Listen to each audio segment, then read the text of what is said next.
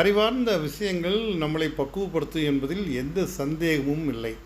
அது பொருள் அறிவாகட்டும், கல்வி அறிவாகட்டும், நுண்ணறிவாகட்டும், இல்லை பகுத்தறிவாகட்டும், எதுவாயினும் அந்த அறிவால் தான் நம் பண்பட வேண்டும். எல்லா அறிவிலையும் ஒரு ஆழ்ந்த கருத்து இருக்கின்றது. அதுவும் அந்த கல்வி அறிவை கொண்டு, அந்த பொருள் அறிவை கொண்டு, நுண்ணறிவை கொண்டு அந்த பயன்படும் போது உங்களுக்கு அனுபவ அறிவு என்று ஒன்று கிடைக்கும். அந்த அனுபவ அறிவுதான் மனித வாழ்க்கையில் எல்லா நிலையிலும் ஜெயிக்கும்.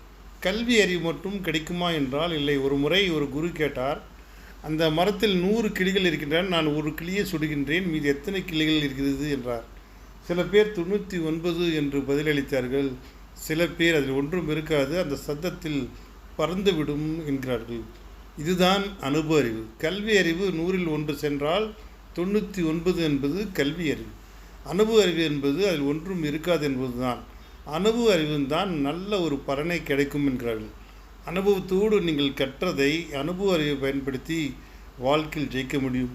எவ்வளோதான் கல்வி அறிவும் பகுத்தறிவும் பொருளறிவும் இருந்தாலும் கூட இந்த அனுபவ அறிவு மட்டும்தான் வாழ்க்கையில் உச்சத்தில் கொண்டு போகக்கூடிய அற்புதமான ஒரு அறிவு என்பார்கள்.